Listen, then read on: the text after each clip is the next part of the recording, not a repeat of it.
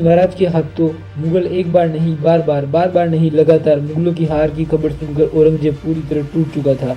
उसे समझ नहीं आ रहा था कि कैसे रोके मराठों को। छत्रपति संभाजी महाराज के नाम के इस तूफान ने पूरे मुगल एम्पायर को हिलाकर रख दिया।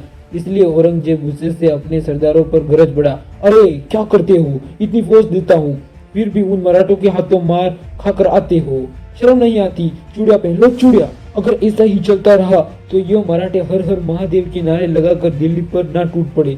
तभी एक सरदार औरंगजेब से बोला, हुजूर वो मराठे शैतान है शैतान, वो बोलते कम और मारते ज्यादा है। तब औरंगजेब बोला, हम भी कहा शैतानों से कम है, फिर भी क्यों शिकस्त, फिर भी क्यों हार?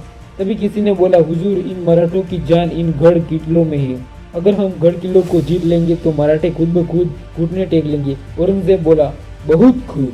फिर मुगल नासिक जिले के रामसेज किले को जीतने की प्लानिंग करने लगे और औरंगजेब ने शहाबुद्दीन खान को गढ़ जीतने के लिए भेजा। और शहाबुद्दीन ने बोला, हुजूर मैं मुगल साम्राज्य का परचम उस किले पर लहरा कर ही दोबारा आपके सामने आऊंगा। फिर औरंगजेब ने शहाबुद्दीन को तोफखाने, बारूद और 10,000 की मुगल फौज देकर रामसेज किले की तरफ रवाना किया।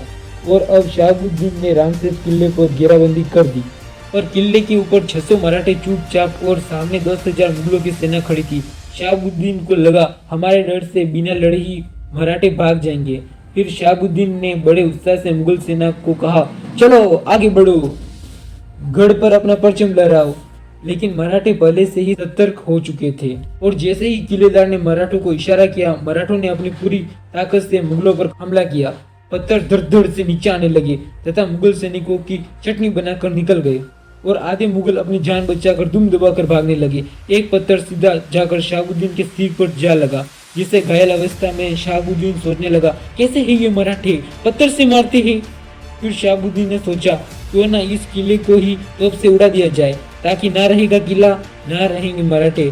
मराठे इतने तेज थे कि जैसे ही रात हुई मुगल छावनी में घुसकर सैनिकों के बारूद को लूट लिया तथा मुगल सेना को मारने लगे।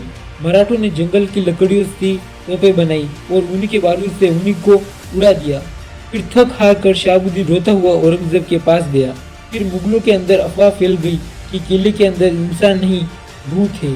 खान बोला, क्या बकते हो, तुम सब निकम्मे हो, डरते हो लड़ने से, भूत जिन जैसा कुछ नहीं होता। इस पर मुगल सैनिक बोले, हुजूर आप ही सोचो ना, हमने क्या क्या नहीं किया इस किले को जीतने के लिए, पर हार व बर्बादी के अलावा हमें क्या मिला?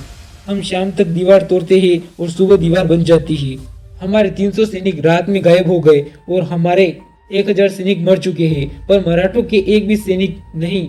सबको पता है कि किले पर एक भी तोप नहीं, तो भी तोपों के गोले गिरते हैं और उसकी आवाज भी नहीं आती है। ये कोई साधारण इंसान की बात नहीं है।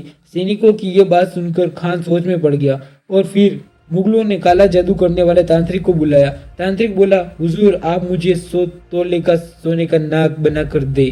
मुगलों ने सोने का नाग बनाकर तांत्रिक को दिया और तांत्रिक नाग को पकड़कर मंत्र बोलता हुआ किले पर चढ़ने लगा। तो दूसरी तरफ मराठे चुपचाप उसकी हरकतों पर नजर गड़ाए बैठे। तांत्रिक आगे बढ़ता जा रहा था। मुगलों को लगा तांत्रिक के नाग ने असर दिखाना शुरू कर दिया और अति उत्साह के साथ मुगल सेना किले की तरफ बढ़ने लगी। मराठे सोचने लगे कि लगता है कि इन मुगलों का दिमाग खराब हो गया है, इसलिए हमें हराने के लिए तंत्र मंत्र का सहारा ले रहे हैं।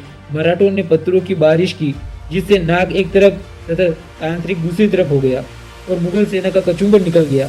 थक हार कर औरंगजेब ने किले को छोड़ने का आदेश दिया। आई होप आपको ये वीडियो पसंद आई होगी। पसंद आई हो तो वीडियो को लाइक कर दे। तब तक इन दोनों में से किसी एक वीडियो पर क्लिक कीजिए।